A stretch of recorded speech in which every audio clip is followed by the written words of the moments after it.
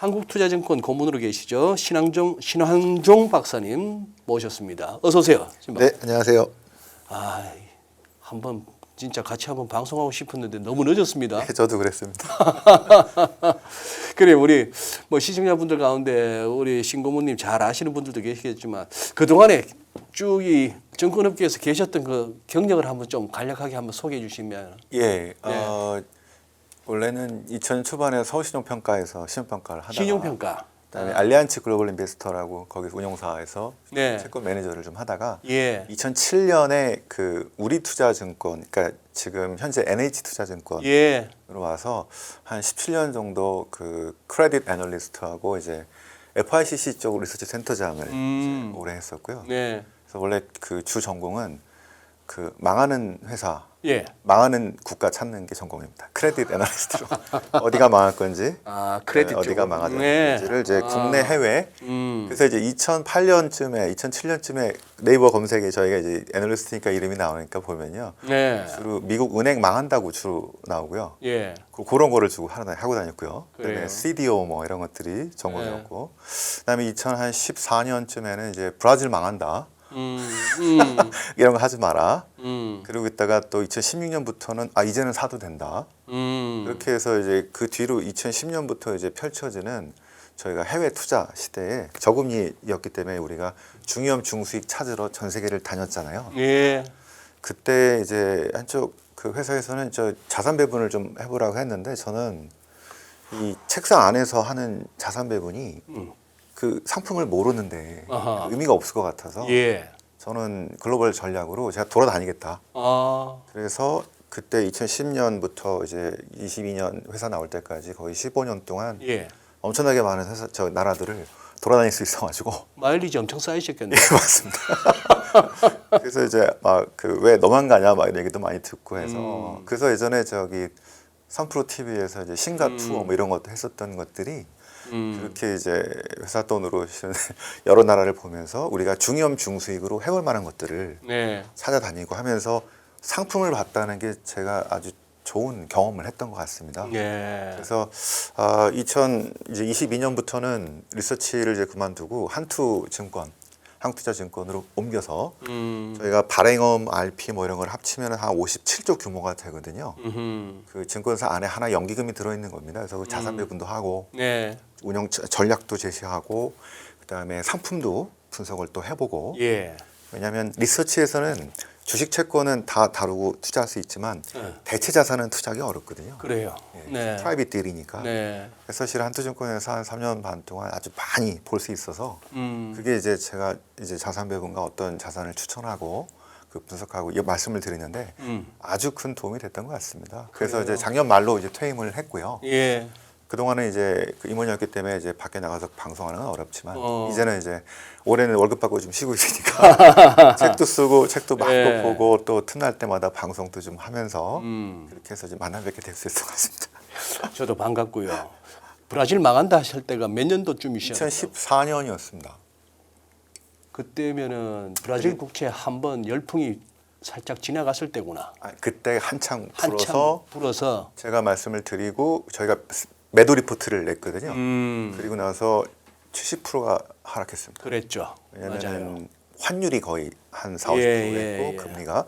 그리고 16년 초에 이제 다시 바이를 했을 때 다시 네. 60%가 오르면서 네. 해외 투자에서 신흥국 채권 이런 투자에서는 매크로도 중요하지만 정치적인 어떤 변화가 상당히 중요하다. 그 두 가지 변수로 저희가 이 국가를 분석하는데 네. 나중에 이제 지정학도 포함되지만 예.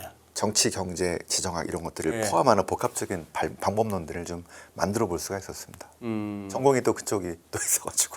그렇죠. 제가 알기로는 뭐 대학원에서는 정치 경제 쪽으로 하신 거 아닙니까? 네네. 이렇게 보면은 이제 채팅창이나 댓글란에서 흔히 볼 수 있는 게 주식 얘기하면서 정치 얘기하지 말라는 얘기가 제가 봐서는 제일 수긍할 수 없는 대목인데 어떻게 정치를 빼고 세상사를 논하겠습니까? 뭐 정치 경제학 뭐 이런 것도 있긴 합니다만 아니 근데 지금 신 박사님 네. 그동안 업계에 계시면서 지금 이런 장 보셨어요? 요즘 우리 시장. 야, 이런 거는 정말 처음이죠. 어디가 고장난 것 같습니까? 이건 정상은 아니에요, 분명. 예. 그 제가 저기 5월부터 매경에 이제 칼럼을 썼는데 네네. 그런데 이제 6월 지수 밴드 전망을 해달라고 하더라고요. 밴드. 예. 그래서 그냥 가볍게 하단은 7,500, 상단은 9,500 될 것 같다. 7,500, 9,500. 네. 그런데 공교롭게도 예. 하단이 7,444, 상단이 9,444에서 6월을 얼추 이게 맞췄더라고요. 얼추. 그러니까 얼추가 이제 뭐 정확하게 맞추셨네요. 6월 말에 7월을 해달라고 이제 또 왔습니다. 예. 그래서 한번 그래도 또 가볍게 하지만 좀 7월부터는 변동성이 엄청 커질 것 같아서 하단을 7,200, 7,200. 상단을 1,200 이렇게 해놨거든요. 예. 그러니까 이제 7,200을 그때 7월 둘째 주인가 날 전화가 엄청나게 많이 왔습니다. 그 뭐라고 하냐면 7,200 갔다가 10,000 가나요? 아니면 10,000 갔다가 7,200. 그렇죠. 그건 엄청 다른 얘기니까. 그래서 제가 그 비밀입니다 그러긴 했는데요. 네. 실제는 그 9,500 치고 나서 예. 6월에 이 힘으로 10,000을 한번 찍고 내려올 거라고 생각은 했습니다. 그런데 우리가 밴드를 실은 그렇게까지 안 하잖아요. 네. 뭐 해봤자 몇백 포인트 이런데 제가 3,000포인트를 해놨단 말입니다. 그러니까. 왜 그렇게 했냐면 예. 전부 다 온 국민이 삼성전자하고 하이닉스 같은 ETF든 직접 그 주식이든 갖고 내가 고점에서 잘 털고 나와야지. 온 국민이 전부 다. 그죠? 네. 그러고 있는데 3,000포인트 안 무너지겠습니까? 지금 그 이상 무너졌죠. 실은 그리고 7,400이 중요한 저항선도 무너졌지 않습니까? 지금 그 밑에서 헤매고 있는 이런 상황인데 예. 지금 상황은 일단 저희가 그 흔히 보는 세 가지로 매크로 너무너무 불확실하다. 매크로 불확실성 커졌고. 네. 이 경제 성장률이 2.6 된다고 지금 좋은 게 아니지 않습니까?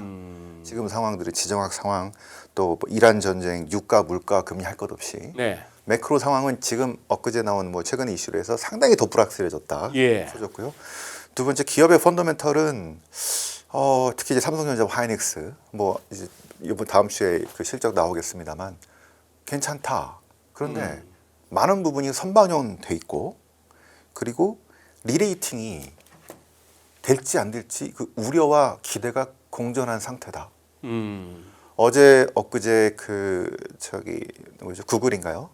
또 여러 가지 하이퍼스케일러들이 너무너무 실적이 안 좋게 나왔는데 앞으로 프리케이시 플로우 뭐 좀 안 좋을 거라고 나왔는데 전체 AI 관련된 기업들의 생태계에서 이 앞단에 있는 하이퍼스케일러가 이렇게 나쁜데 맨 뒷단에 있는 그 중에 있는 이 메모리 업체들만 이렇게 좋은 상태가 계속 갈 수 있을까라는 우려와 지금 기대가 뒤섞인 상태가 중간인 것 같고요. 펀더멘탈은. 네네. 그런데 마지막은 수요와 투자 심리는 엉망이다.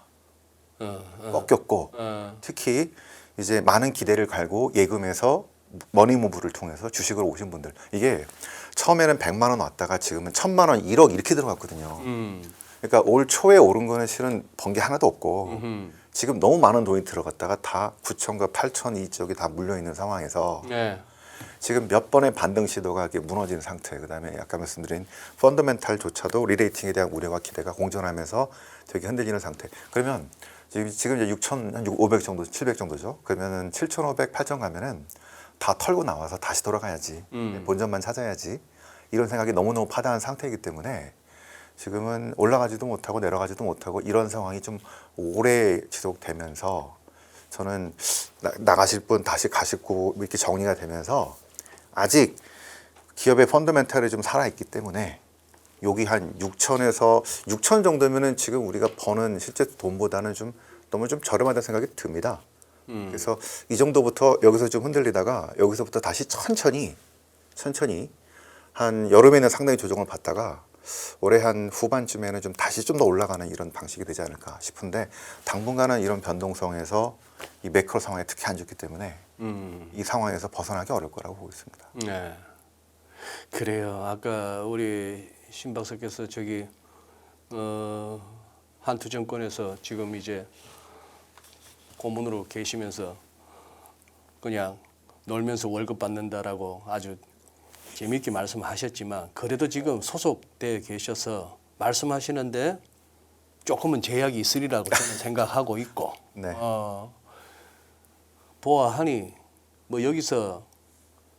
경제 방송이든 뭐 유튜브가 됐건 뭐가 됐건 뭐 욕바지를 각오하고 할 얘기 다 할 수 있는 거는 저밖에 없는 것 같은데 이거 다 털려야 끝나는 거 아니겠습니까 혹시? 초보들, 아, 욕심쟁이들, 시장에 뭔지도 모르고 들려들었던 사람들 다 털려야 제가 봐서는 삼성전자, 하이닉스 뭐 아직 싸다면 싸고 제대로 평가 못 받았다고 볼 수 있지만 다른 것들 중에는 보면은 뭐 흔히 밸류에이션으로 따지고 하는 그런 걸 보면은 뭐 로봇이나 바이오나 뭐나 할 것 없이 전기 전력이 이르기까지 제가 봐서는 흔히 그렇게 접근하는 그걸로 봐서는 비싼 게 수두룩한데 오히려 반도체가 오히려 싸 보이는데 맞습니다. 예. 그거는 지금 수급상 그리고 이 레버리지라고 하는 이상한 거 미국은 우리보다 더 3배짜리도 있고 하지만 사이즈가 달라서 비중이 달라서 그런지는 모르겠으면 이거 다 탈탈 털려야 이제 끝나는 게임이 아닌가 싶기도 하고. 이렇게 생각하면 어떨까요? 우리 한국 주식시장 특히 코스피라는 시장 안에 네. 고래가 한 3마리 있는 것 같습니다. 고래. 예. 한 마리는 잘 아시다시피 삼성전자고요. 네. 또 한 마리는 이제 하이닉스고. 하이닉스고. 또 하나가 있는데 네. 여기 지금 국민연금입니다. 고래 3마리. 근데 이게 너무 큰 게 들어 있습니다. 예. 자, 그래서 일단 수급에서 그 국민연금이란 고래는 예. 레벨런성을 못했기 때문에 예.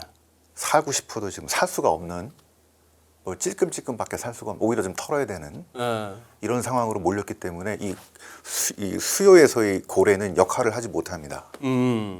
그래서 지금 실은 외국인과 기관과 개인에 있어서 기관이 지금 아무것도 하지 못하기 때문에 네. 지금 저거 기관 산다고 하는 건 다 개인들의 ETF가 가는 거니까 개인으로 볼 수 있지 않습니까? 개인들의 지금 투자 심리는 완전히 망가졌죠. 이런 상태. 하이닉스하고 삼성전자라는 고래는 우리가 그전에는 고래까지는 아니었는데 예. 지금 이 AI 이 생태계에 있어서 중요한 아주 핵심 멤버로 이게 끌어올리면서 엄청난 이익을 보니까 우리가 2,500, 3,000에서 여기까지 온 거 아닙니까? 그러니까요. 이걸 그래서 처음 본 건데 네. 한국이 담기에 너무 컸던 것들이 들어오면서 기존에 있는 제도적인 것들이 지금 다 망가진 상태입니다. 망가졌죠. 뭐 매도 사이드카가 뭐 반복해서 일어나는 예. 것들, 그다음에 레버리지도 실은 보통 때라면 괜찮았을지 모르겠지만 이렇게까지 이런 타이밍이 생겼기 때문에 이 고래들 때문에 들어와서 그 기존의 제도들이 다 깨진 것들 때문에 다 손을 봐야 되는 네. 이런 상황이어서 저희들처럼 이제 그 수십 년간 또 고민이처럼 진짜 그 소장님처럼 수십 년간 하셨던 분들도 지금 당황스러워하는데 개인들은 뭐 말할 것도 없죠.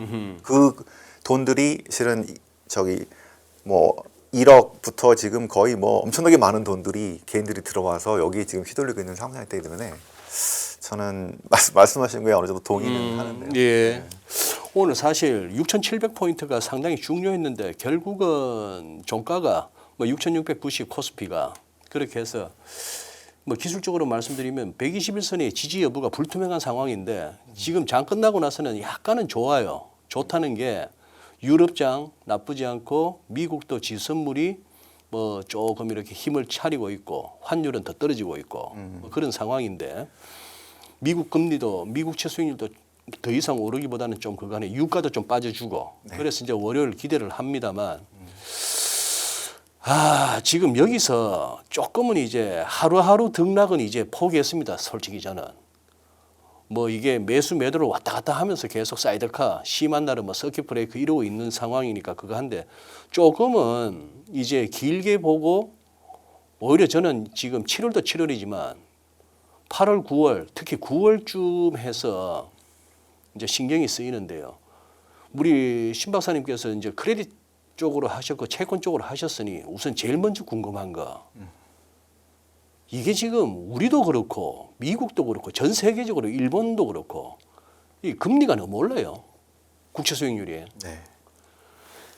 뭐 이미 10년물 4.5, 30년물 5% 올라선 지는 꽤 됐는데 그럭저럭 뭐 버티다가 반도체 얘기만 하고 하이퍼스케일러 하고 뭐 캐펙스 이런 얘기만 하다가 했는데 어느덧 여기까지 와버렸는데 이 괜찮은 겁니까 지금? 어떻게 보세요?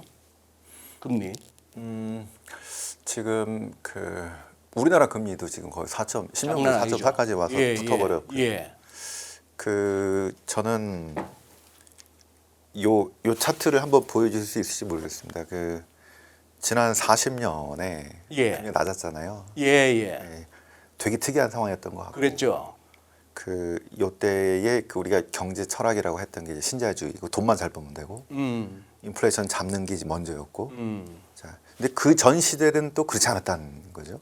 그렇죠. 예. 이게 실은 왔다 갔다 합니다. 예. 제가 보기에는 신자유주의 시대 때는 실은 금리가 상당히 낮았고 돈 잘 버는 게 중요하고 인플레 낮은 게 중요하고 예. 효율성이 중요하고 이럴 때는 실은 낮은 금리, 낮은 인플레. 그런데 그 전 시대, 케인즈주의 시대는 성장과 고용과 국가 간의 갈등과 이런 시대는 상당히 금리가 높았단 말이죠. 그리고 그때는 그 케인즈주의 시대는 실은 연준의 독립성은 없습니다. 중앙은행의 독립성은 없었다. 없었죠. 그 70년대 전에 문제였다. 그러니까 그래서 이게 저는 과거로부터 상당히 달라졌죠. 진보했으니까 이제는 이렇게 진보 사관처럼 쭉 갈 것이다가 아니고요. 예. 그 시대에 따라서 그 제도 같은 것들도 다시 반복될 가능성이 있다고 봅니다. 그래서 지금은 2020년대 이후는 실은 지난 40년과 같은 저금리가 아니라 저는 예. 중금리의 시대. 중금리. 옛날 70년대처럼 고금리는 아니지만 상당히 높은 중금리의 시대가 계속 될 거기 때문에 네. 우리가 그 기준적인 금리를 너무 낮은 거를 보면은 이게 패착이 나기 쉬울 것 같고요. 엄청나게 높지는 않지만 상당히 여러 가지 뭐 자연이자든 아니면 여러 가지 금리 자체가 높아진 상태로 어느 정도 중금리 정도로 보고 그 안에서 움직이는 걸 보고 판단하시면 좋을 것 같은데 그래서 2020년대에는 아마 시간이 지나면 저는 인플레이션 시대로 또 기억을 할 것 같습니다. 70년대 같은 건 아니겠지만 인플레이션 시대로. 예, 마찬가지 인플레이션 시대였다. 시작도 인플레로 시작했고요. 70년대 인플레도 두 번이었지 않습니까? 네. 1차 오일 쇼크로 시작됐고 그다음에 2차로 됐는데 네. 이게 그냥 그 오일 쇼크 자체가 문제였다고 했던 사람들은 그래서 유가 그 뭐죠 덜 쓰기 운동 뭐 이런 거로 해가지고 그 미봉책으로 했지만 예. 나중에 이제 볼과 금리를 올리고 또 이제 통화주의에서는 그 전부터 풀렸던 그 통화량들이 문제가 되는 상태에서 오일 쇼크가 실은 트리거가 됐다 이렇게 봤으니까 나중에 저 통화량 확 줄이고 금리를 엄청 올리고 이게 실은 80년부터 나왔던 것들이잖아요. 네. 코로나 때 많이 풀었던 그 통화량들이 이제 문제가 됐던 게 이제 2022년이었고 그 다음에도 이게 좀 내려가긴 했습니다만 지금 전 세계가 정부들이 좌파든 우파든 엄청나게 돈을 쓰려고 준비하고 있고요. 네. 지금 그런 시대라는 겁니다. 맞아요. 네. 이게 깔려 있는 상태에서 예. 이제 그 최근의 금리 급등은 그런 게 깔려 있는 상태에서 이 어떤 금리 자체가 내려가지 않고 인플레이션이 끈적끈적한 것들이 앞으로 펼쳐지는 상태에서 오일이 다시 한번 WTI가 이제 다시 70불이 아니라 80불을 넘어서 90불, 100불로 다시 향해 간다는 것들이 자극하면서 선제적으로 지금 먼저 금리가 시장 금리들이 오르고 있다라고 보고 있고요. 네. 다른 뭐 영국이나 뭐 일본이나 등등이 장기 금리가 오른 것들은 아까 말씀드렸던 그때부터 풀렸던 통화량과 함께 재정 적자로 지금 풀릴 돈들이 엄청나게 많은 것들을 이미 반영하고 있는 상태에서 중동 사태로 인한 이 쇼크들이 진짜 그냥 오일 유가만의 문제가 아니라 전방위적으로 자극을 할 거라는 기대들을 야기시키고 있다고 보이고 있습니다. 아직 데이터는 거기까지 나오진 않았습니다. 네, 그래서 그 분석하는 사람들이 헷갈리는 거죠. 데이터 디펜던스면 지금은 그래서 금리를 올리면 안 되는 이런 상황이지만 시장에서는 올릴 거다라고 이제 예측을 하고 예. 막 그 시장 지표는 올라가고 있는 거죠. 아까 보여주신 그 장표에 인플레이션하고 금리에서 그 차트에서 말이죠. 네. 지금 저 오른쪽 끝 부분, 네, 오른쪽 끝 부분에 이제 빨간색이 빨간색이 미국의 CPI고, CPI고요. 유가고, 네. 이제 하늘색, 파란색이 이제 10년물 10년물이었고, 네. 자, 두 개가 너무 벌어져 있는데 위에 놈이 떨어지든지 밑에 놈이 올라가야 될 거 아닙니까? 네, 이게 제가 업그레이드를 못 해가지고 전에 건데 그 다음에 거는 이제 그러지 못했는데 지금은 이제 많이 뭐 6월 달까지 많이 떨어졌죠. 네, CPI는 오히려 낮고요. 예. 10년이 오히려 높죠. 아, 지금은 네, 그 뒤로 제가 업데이트를 못 맞아. 옛날 거를 갖고 왔고 그러니까 이게 이제 오히려 그려놓은 겁니다. 업데이트 할 것 같으면 네, 예. 역전입니다. 그런데 지금 이제 문제는 중금리는 각오하자라고 말씀을 하셨는데, 네, 네, 얼추 그러면 뭐 그래요. 여전히 미국채 10년물 중심으로 따지니까 얘가 이제 4% 밑으로는 안 갈 것 같고 네. 지금 분위기로 봐서는 4.5 아래로라도 가줬으면 싶은데 자, 이 상황에서 그러면은 지금 이제 핵심은 그거잖아요. 자, 핵심이라기보다는 최근에 이슈가 아니 알파벳이 구글이 그렇게 수익을 잘 내는데도 불구하고 투자를 많이 하겠다고 했고 그랬는데 소위 말하는 잉여 현금 흐름이 마이너스로 돌아서서 그러면 이제 돈을 빌려야 될 텐데 이미 빌리기 시작했고 100년짜리 만기 무슨 뭐 파운드와 채권도 네. 뭐 발행하고 했지 않습니까? 앞으로도 계속 그러면 그런 식으로 이제 빌려야 될 텐데 그러면 이게 부담스럽지 않겠느냐 하는 논리가 작용했다라고 이제 또 갖다 붙이면 갖다 붙일 수 있거든요. 네. 알파벳 주가 최근에 급락을. 그러면 이게 지금 오픈 AI도 그렇고 버는 돈은 없고 앞으로 투자할 일은 많다는 그쪽 애들이 괜찮으냐 이게 이제 조금 걱정스러운 거죠. 네. 그 네. 요 제가 첫 번째 보여드린 차트를 보시면요. 하이퍼스케일러의 AI 저기 프리캐시플로우 추이가 있는데 네. 2026년은 전부 다 이 FCF가 좋지 않기 때문에 26, 27에 마이너스 나오는 데도 있고 또 플러스라도 얼마 안 되는 이렇게 급락을 했다가 2028년, 29년부터 다시 정상을 찾는 걸로 돼 있습니다. 2026, 27에 그래서 많은 자금 조달을 이제 해야 되는데 예. 그 오라클부터 해가지고 지금 뭐 메타 등 그다음에 엄청나게 회사채 조달을 하죠. 근데 이거는 저는 금리 상승에는 별로 그 관련이 없다고 생각합니다. 특히 국채는. 그래요. 네. 그 이게 국채하고 회사채 시장하고는 다르다. 다릅니다. 특히 이제 인베스트먼트 그레이드니까 이제 우량 등급이죠. 네네. 오라클이 실은 트리플 B 마이너까지 떨어져가지고 트리플 B 마이너. 네, 그래서 투자 등급 간당간당하네. 상한이어서 예. 조금 사람들이 부담이 있고 이게 2008년 금융위기 때의 CDS 정도로 200bp 정도가 나왔거든요. 그래서 걱정은 하는데 200bp는 그렇게 높은 건 아닙니다. 예. 2% 정도. 막 진짜 문제가 되는 것들은 나중에 뭐 800bp 뭐 이렇게 가긴 하는데 그 문제가 되는 거는 오라클이 다른 데 비해서 이게 그 차입금이 거의 110억 아니구나. 천억 달러. 1,000억 달러가 넘어요. 한 150조 이렇게 되겠죠. 근데 수준은 한 6천억 달러 됩니다. 수준은 그렇게 많긴 한데 수준은 많은데 지른 거죠, 실은. 어. 그게 뭐냐면 우리가 지금 이 대규모 언어 모델로 해서 예. 대규모 지금 거대한 지금 컴퓨팅 파워 때문에 지금 저 인프라 투자를 하는데 네. 지금 그보다 좀 더 경량 모델로 좀 더 심플하면서도 적은 컴퓨팅 파워로 유사한 성능을 내는 게 나오잖아요.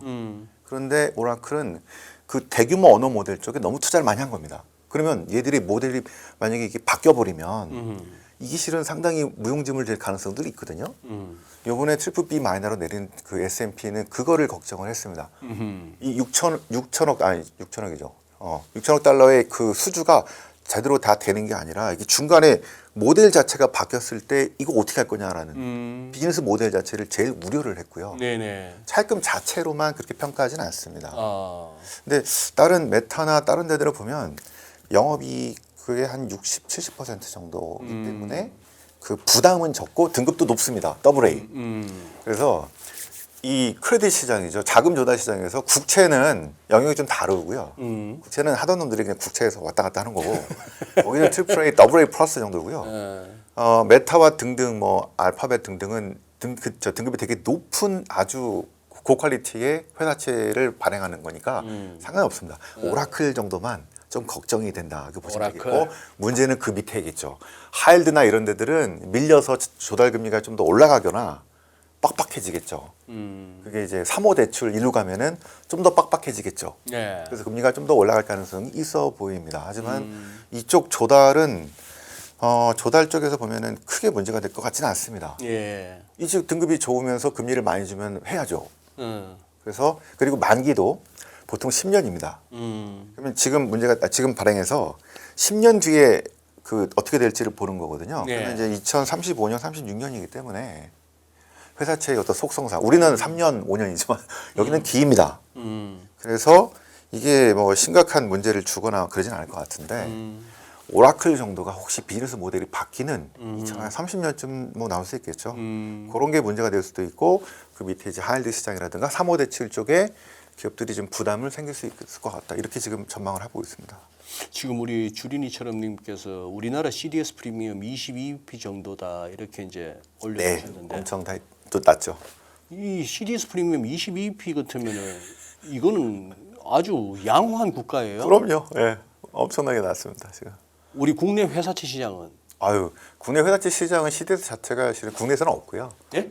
국내에서는 CDS가 거의 존재하지 않고 해외에서 이제 있죠. 해외에서 네. 근데 그 지금 전체적으로 국채와의 그 신용 프리미엄들이 너무너무 낮습니다. 타이트한 상황. 그러니까 이제 회사채 발행하기 좋은 상황이죠. 좋은 상황이다. 그래서 지금 발행을 엄청 하는 거고요. 예.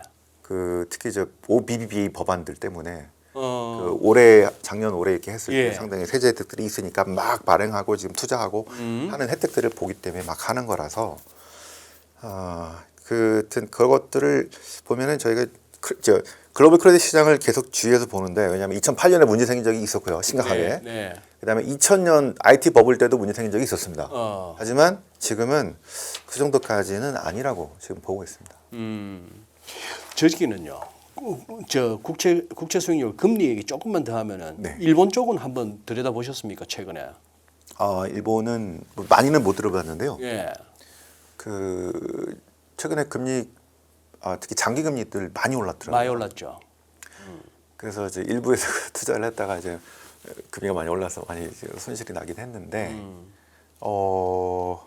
최근에 그 연기금이 좀 투자로 들어와서 또 GPIF 보고 또 채권 비중 늘리라고 한다면서요. 네, 원래 채권 비중이 원래 많고 네. 거의 다 채권이죠. 근데 좀 더 늘리고 해서 지금은 조금 그 금리 상승 추세가 완화된 걸로 알고 있습니다. 그 뭐 동양권 특징인지 몰라도 뭐 아쉬우면 그 일본은 GPIF인데 아베 때는 또 국내 채권 ETF 비중 줄이고 ETF사. 주식 늘리고 해외 채권 늘리라 해가지고 막 네. 달러에 위로 날아가고 니케이도 날아가고 하는 그 장을 만들었다가 이제는 또 이제 국채 금리가 좀 부담스러우니까 일본 내 채권 국채 비중 늘려라 뭐 이런 식으로 대응을 하는 것 같은데 뭐 비스무리하게 간다고 보면 되겠고. 아유 그 뭐 어제 보니까 미국 재무부 반기 보고서에서 BOJ 보고 금리 좀 올리면 좋겠다라고 합니다만 금리는 올리면서 지금 계속 찍어내야 되는 JGB 일본 국채는 또 계속 사주면서 돈은 찍어내고 이게 뭐 하는 짓인가 싶어가지고 저는 그랬을 때 금리 인상 효과가 나오느냐 이거죠. 그랬을 때 금리 인상 효과가 뭔 놈의 따뜻한 아메리카노 해놓고 자꾸 얼음을 집어넣으면 어떻게 됩니까 이게? 뜨겁지도 차갑지도 않고. 아마 엔화 때문에 특히나 금리 인상을 요구한 것 같긴 그런 것 같은데. 네. 163에서 그 요지부동으로 크게 잘 움직이지 않고 있어서 그 효과는 얼마나 있을지는 모르겠습니다. 참. 저는 뭐 다카이치 총리나 그 아수다로 그 양반 이렇게 보고 있으면은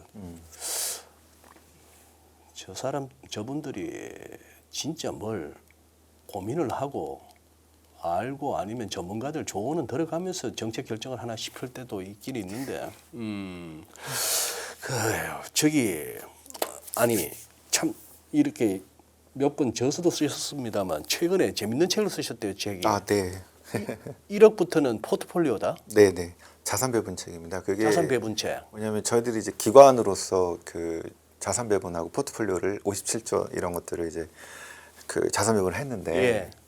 개인 투자자 입장에서 예. 이 자산 배분이 좀 중요할 것 같아서 예. 실은 7월 1일 기점으로 하반기부터는 좀 주식 쏠림 하지 말고 좀 자산 배분 좀 하자라는 의미에서 이 책을 냈고요. 예. 그 이제 친구들도 같이 이제 작년에 퇴임한 친구들이 많은데 보니까 이제 반도체 ETF 집중, 그다음에 저기 조선, 방산 해놓고 분산했다고 그러고 있더라고요. 아니 제가- 제 얘기가 아니 요즘 그 ETF가 무슨 분산입니까? 그래서 예. 이 주식 분산, 이건 주식 분산이다. 몰빵이지. 주식 몰빵이다. 예. 그래서 상관관계가 다른 채권하고 대체 자산 이런 것들로 요게 문제가 됐을 때 요것들이 좀 가격 버텨주거나 수익이 나면서 정리해서 살 수도 있고 자 이런 것들을 설명을 했는데 지금 주식이 작살 났는데 네. 실은 미국 장기채도 같이 작살이 났습니다. 그러니까 그러니까 실은 이걸 정리해서 갖고 올 게 없어요. 이게 지금 연기금의 고민이기도 합니다. 기관 투자가들의 고민이기도 했고요. 예. 그래서 제가 하려고 했던 건 뭐냐면 그 연기금들이 그 지금 이 문제 때문에 그러니까 이게 그러니까 대공황하고 예. 2008년 금융위기 또 코로나 때 같은 디플레이션 시기에서는 미국 장기채가 역할을 해주면서 예. 이게 가격도 오르면서 주식 떨어진 거를 만회할 수가 있습니다. 그런데 2022년 예. 그다음에 작년과 올해 케이스 이런 인플레 시대에는 이게 도움이 예. 안 됩니다. 어. 자, 그래서 이런 것들을 좀 해결하고자 연기금들이 좀 최신에서 논의되고 있는 어떤 그 방법론을 활용해서 좀 유연하게 자산 배분을 할 수 있는 방법이 있을까 하고 고민을 해서 그거를 좀 사용을 해본 건데요. 네. 그 여기 한번 제가 차트를 한번 가져와 봤는데 이게 뭐냐면 미국 장기채를 이제 구분을 하는 겁니다. 미국 장기채. 예, 그러니까 이런 거죠. 주식 채권 대체로 나눠져 있는 거를 전통적인 자산 배분이라고 한다면 이게 이름이 그런 거고 실제로 성장의 역할이 있고 인컴의 역할이 있고 경기 방어 역할 또는 안전자산 유동성 이런 역할대로 그냥 쪼개는 겁니다. 예. 성장 자산을 내가 얼마나 갖고 있는가. 어. 자, 이건 주식이 주로 되겠죠. 네. 그다음에 그냥 채권이 아니고 인컴 역할을 하는 자산은 얼마나. 그다음에 유동성은 얼마나. 또 인플레 해치는 얼마나. 위기 대응은 얼마나. 자, 이렇게 따라가게 되면은 우리가 미국채 30년을 많은 그 독자분들이 사셨을 텐데 왜 사냐? 이거 자산 배분이고 미국채 30년은 안전 자산이니까 역할을 할 거라고 기계적으로 넣었는데 네. 안 맞더란 말입니다. 예. 그렇죠. 지금 오히려 정리하고 내가 5% 떨어진 주식을 사기 위해서 무슨 자산이 좋은가 봤더니 예. 브라질의 달러 30년 채권이 예. 오히려 플러스가 많이 나가지고 어. 이거를 정리하고 지금 주식을 사는 게 좋습니다. 희한한 상태죠. 자, 그래서 이거를 구분해 보는 겁니다. 미국채 30년을 안전자산의 역할, 인컴의 역할, 유동성의 역할 이거를 나눠서 안전자산은 금으로, 인컴의 현금 흐름은 아까 같은 브라질 달러 같은 채권, 이 실은 크레딧 채권이 좋은데 나머지는 전부 다 지금 타이트해졌기 때문에 오히려 이 브라질 달러채 같은 이런 채권들이 그 신용 분석을 좀 잘 해서 보시면 훨씬 좋을 것 같다는 거고 유동성은 초단기채 같은 역할들로 이렇게 쪼개는 이런 방식이 이제 그 토탈 포트폴리오션이라는 이제 방법들인데요. 그러니까 이런 겁니다. 저기 우리가 주식 채권 대체를 점심에 냉면을 먹었다 또는 뭐 피자를 먹었다 예. 이렇게 얘기를 하는 건데 예. 실은 그걸 구분을 해보면 단백질을 20%, 지방을 한 10%, 탄수화물을 한 70%. 그러면 이제 저녁에는 탄수화물 줄이고 지방도 좀 줄이고 단백질을 좀 많이 먹어야지. 이렇게 요인식으로 분석을 해서 아예 나는 성장 자산을 세계 경제 성장을 선도하는 자산은 어떤 거를 가져가고 인컴에서는 어떤 걸 가져가고 유동성은 어떤 거, 인플레 해치는 어떤 거 이렇게 갖고 있는 것들이 오히려 훨씬 도움이 되더라. 자, 그 얘기를 가지고 이제 조금 그 개인들의 자산 배분들을 한국형 자산 배분을 만들려고 했던 것들입니다. 근데 지금 우리 신 박사님 설명을 들으면서도 조금은 그거 한 게 야 이게 모든 게 결국은 타이밍인데 네. 모든 게 타이밍인데 이거 말이죠. 이게 금값이 3월 초만 하더라도 이게 온스당 5,400불 뭐 이랬던 게 지금 4,050불이 와 있는데 네. 그러니 이 무렵 뭐 한 3월 말쯤 이제 이란하고 미국하고 MOU가 어쩌고 휴전이 어떻고 해서 이제 장이 오르기 시작하고 그거 지켜보다가 언제 들어가지 하다가 한 뭐 4월, 5월 이쯤 가서 진짜 주변에 전부 돈 보내서 확 뛰어들었을 때는 포트폴리오를 짰어도 이게 타이밍의 문제고 그때 시기의 문제인데 네. 금도 작살나, 채권도 작살나, 주식도 작살났으니 이 환장하는 노릇이에요 지금. 맞습니다. 네. 어떻게 역으로 보면 다 이제 좀 기회가 가까워진다고도 볼 수 있는데 저는 이게 이 꼬여버린 이 포지션들이 정리가 언제 다 끝나고 요 탈탈 털어먹는 걸 갖다가 업으로 평생을 살아온 선수들이 언제 그러면 이 수조 진짜 비유하자면은 수조에다가 머리 이렇게 쳐밀어 넣고 지금 우리 이제 꼴깍꼴깍 숨 넘어갈 정도 되는데 진짜 숨 넘어가겠다 싶으면 한번 빼주는 게 또 고문하는 선수들의 또 기술인데 이러다 이거 완전 진짜 숨 넘어갈까 싶어가지고요. 네. 그 지금 시장이 되게 어려워진 것들은 그 이란 전쟁이죠. 예. 이 중동 이게 조금 리스크를 신경 쓰입니다. 좀 그 금융시장에서 좀 너무 간과한 건 아닌가. 간과한 거 아닌가. 예, 그러니까 아까 이 연못 아래 세계 고래와 뭐 이런 것들이 새롭게 나온 것들도 있는데 예. 실은 지정학적인 문제가 그 되게 중요했는데 금융시장에서 상당히 간과했다고. 특히 6월, 7월 초에 MOU를 맺으면서 많은 사람들이 이제 끝났다. 이거는 이제 더 이상 글쎄. 그때가 실은 제일 위험한 건데요. 네. 저는 실은 이게 끝나지 않고 이게 지금 상당히 위험하다고 앞으로도 되게 위험한 문제가 될 거라고 보고 있는데 결코 해결되기 쉽지 않은 것들은 이제 MOU 자체가 이란한테 너무 유리하게 돼 있습니다. 그랬죠. 그렇죠? 예. 미국으로서는 이거는 굴욕적인 예. 받아들일 수가 없습니다. 예. 근데 중간 선거 때문에 잠깐 받아들인 거. 이런 상황에서 이란은 요 MOU로 맺어진 이 유리한 상황을 확정을 짓고 싶어 했고요. 그러니까 말로만 된 게 아니라 이제 확실히 이건 우리 거야. 통행료 거둘 거야. 뭐 등등등. 후티도 그렇고 요거를 이 레드라인을 넘었기 때문에 미국이 참지 못하고 다시 붙은 건데 네. 사람들은 이제 이게 유가 $100, $120 가면은 또 타코 때문에 밀어서 가지고 중간 선거 때문에 또 밀었을 거야라고 하지만 글쎄요. 해결이 안 됐으면은 아마 저는 그래요. 뭐 $120 가면은 약간 뒤로 물러서서 좀 조정을 할 수 있을 것 같긴 한데 해결되지 않고 11월 중간선거 끝나면 또 나올 겁니다. 왜냐하면 트럼프 정부의 중대한 과오가 될 수 있는 상태이기 때문에 예. 이거는 해결되지 않고 계속 이렇게 반복될 가능성이 높습니다. 유가는 그래서 $70 가는 게 아니고 $120 갔다가 또 뭐 생기면 좀 내려갔다가 해결되지 않고 또 올라왔다가 그러면 우리가 이제 $150 뚫고 가는 이게 중요한 게 아니고 3분기 유가가 얼마냐 평균 유가가 4분기 평균 유가가 얼마 이게 중요한 건데 요게 지금 간과했지만 그 인플레이션을 자극을 할 가능성이 높고 또 정제 시설이 지금 박살난 상태이기 때문에 예. 휘발유 디젤 가격 예. 요것들을 다시 올릴 가능성들이 높기 때문에 예. 다 비료도 마찬가지고요. 그러니까 인플레이션을 자극시킬 수밖에 없다는 것들입니다. 그래서 평균적인 아까 그 우리가 예상하는 2020년대 인플레이션보다 더 위로 자극할 가능성들이 지금은 훨씬 높아지고 시장은 그것 때문에 국채 금리를 올리는 방향으로 지금 베팅을 하고 있는 거죠. 내리는 게 아니라 이제 올리는 겁니다. 그래서 $70 잠깐 보긴 했습니다만 그거는 실은 오버한 거고 간과한 예, 거고 예. 실제 문제는 상방에 있다는 것들입니다. 예. 유가의 상방이 지금 이 문제가 해결되지 않기 때문에 거기다 지금 홍해까지 이거는 좀 더 큰 문제가 되겠죠.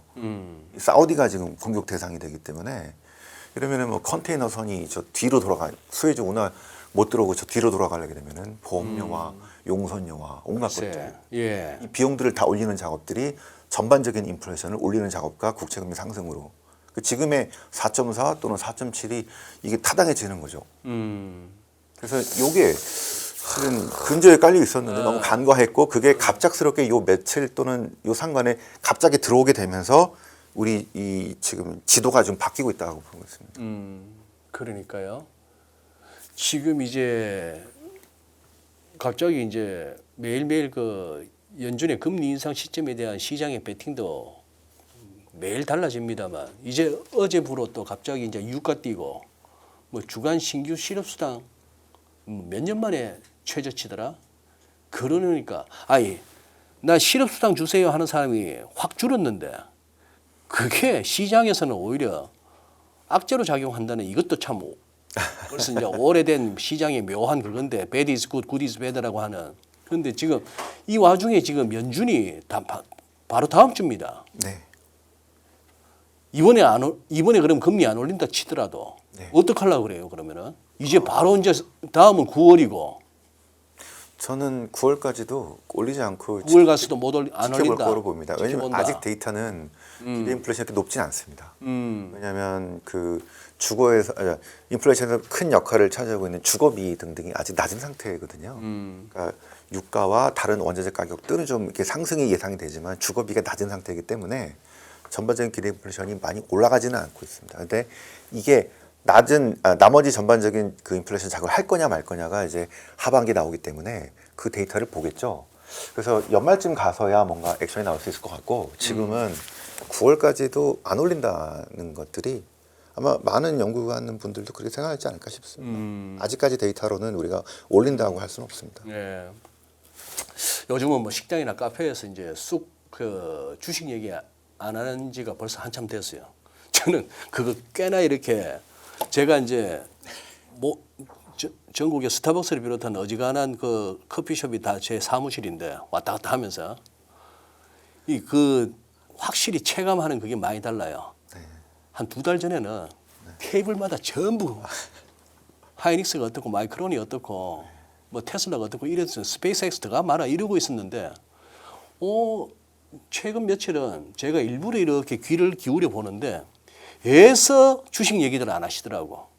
분위기 이만큼은 왔습니다만 지금 이제 뭐 그럴 것 같아요. 저 뭐 손절 안 하고 버티시는 분들 입장에서는 어지간하면 뭐 적으면 1, 20% 많으면 4, 50%인데 여기서 한번 신보석께서 한번 조언을 한번 주시죠. 우리 개인들 중심으로. 예, 그 실은 저도 이제 퇴임을 하면서 제 친구들도 같이 퇴임을 하면서 보니까 이제 자산을 어떻게 움직일까 하고 예. 생각을 하다가 올해 초는 실은 저도 그렇고 친구들도 전부 다 주식을 했고요. 그런데 너무너무 쏠림이 심하다는 생각이 들었고 우리가 뭐 과거 IT 버블에서도 봤던 것처럼 이렇게 올라갔다 이렇게 떨어지는데 나는 고점에 잘 팔고 나올 거야라는 생각을 다들 아마 하셨을 겁니다. 근데 이게 이렇게 떨어지면 이게 어느 날 갑자기 이제 당하기 때문에 그걸 못 찾게 되는 거죠. 저희도 전문가도 그러니까. 예. 그래서 저는 이제 너무 서두르지 마시고 아직 우리 펀더멘털이 있기 때문에 매크로 상황이 좀 바뀌고 수급이 아까 바뀌고 하는 이것들이 생겼을 때 아마 하반기에 어느쯤이 되지 않을까 싶은데 그러면 지금 우리가 생각하는 평균 상황보다 한 6천 정도는 저는 좀 저평가돼 있다고 생각합니다. 그거를 좀 보고 좀 기다렸다가 이게 살짝 오르거든 또 똑같이 쫓아가서 막 그 주식에 올인하지 마시고 그때부터는 이제 좀 배분을 통해서 그럼 이제 주식뿐 아니라 채권, 대체 이런 것들도 같이 공부를 이제 주로 대부분 다 주식 공부만 하시잖아요. 근데 저희 연합은 채권도 많이 하시기 때문에 또 크레딧 채권, 해외 채권 다양한 상품들이 자산 증식할 수 있는 것들이 많습니다. 이제 공부도 많이 하시고 하면서 이렇게 배분을 통해서 가시면 이게 주식이 떨어졌을 때 버퍼가 되기도 하고 이런 것들이 꽤 있을 수 있기 때문에 앞으로는 좀 배분을 통해서 안정적으로 자산을 이렇게 성장하는 그런 기회가 되셨으면 합니다. 한 2, 3천 갖고 배분하려니까.